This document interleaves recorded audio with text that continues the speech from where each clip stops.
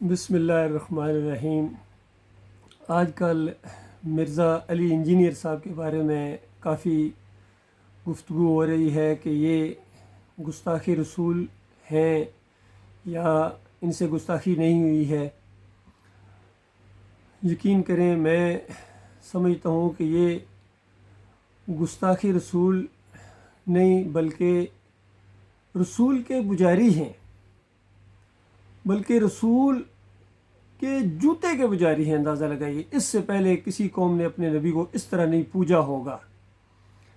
محبت کے اندر اتنے آگے مت بڑھو کہ تم پوجنا شروع کر دو، جس طرح آج علی رضی اللہ تعالیٰ عنہ کے ساتھ محبت کے دعوے اور ان کو مشکل کشا بنا دیا گیا۔ حسین رضی اللہ تعالیٰ عنہ کو پکارا جا رہا ہے، اور کرسچینز عیسیٰ علیہ السلام کی محبت میں اتنے آگے بڑھے کہ اللہ کا بیٹا قرار دے دیا۔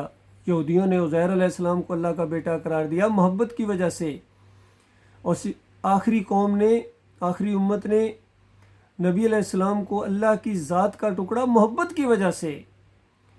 اور علی انجینئر صاحب کا وہ بیان بھی میں نے سنا ہے، کہتے ہیں کہ قیامت کے دن میں اللہ سے درخواست کروں گا کہ یا اللہ مجھے نبی صلی اللہ علیہ وآلہ وسلم کے پاؤں کے اوپر بوسہ دینے کی اجازت دی جائے۔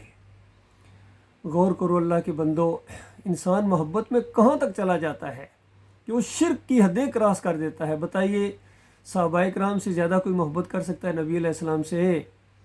اور نبی علیہ السلام کے صحابہ میں سب سے زیادہ محبت نبی علیہ السلام سے ابو بکر صدیق کو تھی، پھر عمر بن خطاب کو تھی، پھر عثمان رضی اللہ تعالیٰ عنہ کی تھی۔ لیکن کہیں نہیں آتا ہے کہ انہوں نے نبی علیہ السلام کے پاؤں کے اوپر بوسے دیے، اور نبی علیہ السلام نے اپنے پاؤں کو بوسے دینے کی کسی کو اجازت دی ہے۔ وہ نبی جو اٹھنے کی اجازت نہیں دیتے تھے احترام کے لیے۔ تو یہ جو جھکنا ہے کسی کے سامنے تکریم کے لیے، اور چاہے کراٹے ماسٹر ہو جس طرح جھکتے ہیں، چاہے یہ عید بقرعید کے اوپر اولاد پاؤں چومتی ہے، یہ شرک کی چیز ہے، یہ بندگی ہے۔ اور یہ جو بیان ہے ان کا، علی انجینئر صاحب کا، یہ تو ایک سٹیمپ ہے پوری طرح کہ یہ نبی علیہ السلام کے پجاری ہیں، نبی کے جوتے کے پجاری ہیں۔ اب کیا کوئی بریلویوں کو کہے، سبز پگڑی والوں کو، یا کسی اور کو کوئی کیا کہے، ذرا یہ اپنے کانوں سے سنو، اپنی آنکھوں سے دیکھو۔ اس میں ویڈیو کا اثر ہوتا ہے، تاکہ ویڈیو دیکھو، خود دیکھو کیا حضرت صاحب ارشاد فرما رہے ہیں۔ سنو ذرا۔ علی بھائی، پہلا سوال بڑا کرٹیکل ہے اور ذرا ضابطی نوعیت کا ہے، اور اس میں یہ کہ یہ جو آج آپ نے ہمارے بریلوی بھائیوں کی طرح نالین شریف کے نقش کا بیج لگا رکھا ہے، اس کی شرعی حیثیت کیا ہے؟ ویسے میرا خیال ہے اس سے پہلے تو آپ لوگوں کو یہ پوچھنا چاہیے کہ آپ نے کئی سالوں سے یہ جو اپنے ٹیبل کے اوپر کتابیں سجا رکھی ہیں، ان کی شرعی حیثیت کیا ہے کہ لیکچر ریکارڈ کرنے کے دوران یہ کتابیں اس طریقے سے سجی ہوئی ہوں؟ اس کی شرعی حیثیت تو ہم سے آج تک کسی نے نہیں پوچھی۔ حالانکہ یہ کتابیں بھی کوئی صحابہ تابعین نے تو نہیں لکھوائی، بعد میں محدثین نے لکھی ہیں، اور اس کے بعد کتابیں لکھی گئیں، لیکن اس طریقے سے ٹیبل پہ سجانا اور ہر لیکچر میں اس کو سامنے رکھنا، تو یہ بھی ایک اچھا طریقہ اسی پلیٹ فارم سے جاری ہوا۔ بدعت نہیں، اچھا طریقہ۔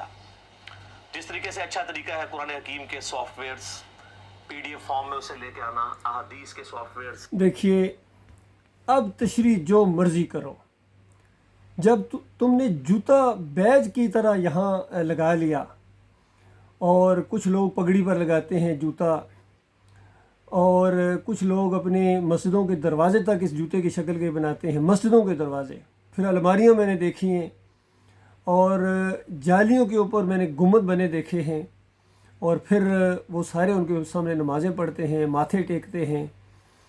تو دیکھو، نبی علیہ السلام کی سنت یہ ہے، اگر واقعی یہ جو نالین کی شکل جو ہے یہ نبی علیہ السلام اس طرح کے جوتے پہنتے تھے، تو سنت یہ ہے کہ اسی شکل کے جوتے بنواؤ اور پھر ان کو پہنو، تاکہ تم سنت کے اوپر چلنے والے بنو۔ لیکن ان جوتوں کو سروں پر رکھنا اور یا بیج بنوا کے پہننا، تو یہ تو جوتے کی پوجا ہے بھائی، یہ پرستش ہے۔ اب سنو، سنت کس کو کہتے ہیں؟ ایک عالم دین اس کو سنت کس طرح کہتے ہیں؟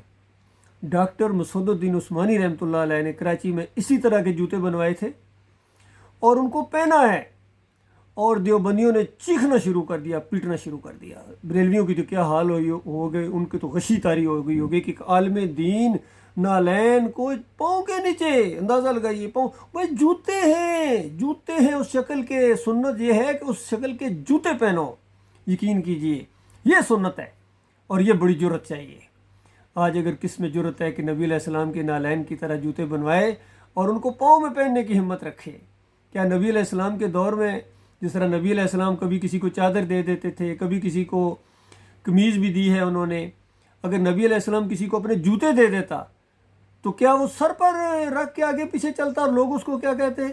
جوتے اس نے پہننے تھے، تو جوتے پہننے کی چیز ہے۔ لیکن علی انجینئر صاحب کی توحید یہ ہے، ان کی توحید دیکھیے ذرا، ان کی توحید میں بھی شرک ہے، اللہ کے بندوں غور کرو۔ حالانکہ جب یہ شرک کے خلاف بولتے ہیں تو ایسا لگتا ہے کہ ان سے زیادہ شرک کا کوئی دشمن کوئی نہیں ہے، اور پھر شرک کرنے والوں کے پیچھے جب نمازیں پڑھتے ہیں کہتے ہیں میرے امام ہیں، یعنی شرک کرنے والے ان کے لیڈر ہیں، ان کے امام ہیں، تو نمازیں تمہارے منہ پر اللہ تعالیٰ مارے گا، جوتے کے پجاریوں۔ اور پھر کہتے ہیں کہ جنت میں ہمیں اللہ تعالیٰ منی گارڈ بنا دے گا، اس کی سوچ دیکھو۔ اور دلیل یہ ہے کہ جنت میں ہمیشہ ہم رہیں گے، اللہ بھی ہمیشہ رہنے والا ہے، ہم بھی جنت میں ہمیشہ رہیں گے، اور اللہ تعالیٰ جو چاہتا ہے کن فیکون کا مالک ہے، جو چاہتا ہے ہو جاتا ہے، جو کہتا ہے فوراً ہو جاتا ہے، ارادے سے ہی ہو جاتا ہے۔ کہتا ہے جنت میں بھی ہم جو ارادہ کریں گے وہ ہو جائے گا، جو کہیں گے وہ ہو جائے گا۔ تو یہ دو صفتیں اللہ تعالیٰ ان کو دے دے گا، اور پھر کہتا ہے منی گارڈ چھوٹے چھوٹے اللہ بنا دے گا، اور جنت میں پہنچو گے تو چھوٹے اللہ بننے کا شوق پورا کرنا، نہ منی گارڈ بننے کا۔ ایسے لوگوں کو تو جنت کی خوشبو تک نہ پہنچے گی شرک کرنے والوں کی۔ اور مسئلہ یہ ہے کہ جنت میں جو کچھ جنتی مانگیں گے وہ اللہ ان کو دے گا، جو خیال کریں گے اللہ ان کے سامنے لے آئے گا، اللہ کی وہ طاقت اور وہ قدرت، وہ علم سامنے آئے گا۔ یہ معاملہ ہے اللہ کے بندوں، کتنی سادہ سادہ باتوں کو انہوں نے گھما پھرا کے ایسا پیش کیا ہے، اور دنیا کو اس قدر یہ گمراہ کر رہے ہیں، اتنا شرک پھیلا رہے ہیں۔ پھر صحابہ اکرام کے لیے کیسی غلیظ زبانیں یہ بولنے والے یہ مومنین کہلاتے ہیں، اور ان کے فرنٹ گارڈ بنے ہوئے ہیں یہ علی انجینئر صاحب۔ بہرحال چند دنوں کا معاملہ ہے، ساری چیزیں سامنے آ جائیں گی، قیامت کے دن فیصلہ ہو جائے گا کون حق پر تھا اور کون باطل پر تھا، کس نے شرک پھیلایا اور کس نے توحید پھیلائی۔ تو میرے علم کے مطابق میرے بھائیوں، میری رائے سمجھو، میری درخواست سمجھو، میرا عقیدہ سمجھو کہ اس دور کے اندر اگر صحیح معنوں میں کسی نے قرآن اور حدیث کو پیش کیا ہے ایک عالم دین نے، اور وہ میدان میں آ گئے ہیں، وہ ڈاکٹر مسعود الدین عثمانی رحمۃ اللہ علیہ ہے۔ اور اسی وجہ سے یہ مولوی سارے ان کے خلاف ہیں، علی انجینئر بھی ان کے خلاف بولتا ہے، توصیف الرحمان بھی ان کے خلاف بولتا ہے، اس کا بھائی بھی ان کے خلاف بولتا ہے، سارے بولتے ہیں ڈاکٹر عثمانی رحمۃ اللہ علیہ کے خلاف۔ کیوں؟ کیونکہ ڈاکٹر عثمانی رحمۃ اللہ علیہ نے ان کے پیٹ پر لات ماری ہے کہ دین کے جتنے یہ اجرتی ذرائع ہیں، چاہے اذان دینے کا معاملہ ہو، امامت کا معاملہ ہو، یہ حرام ہے، ناجائز ہے۔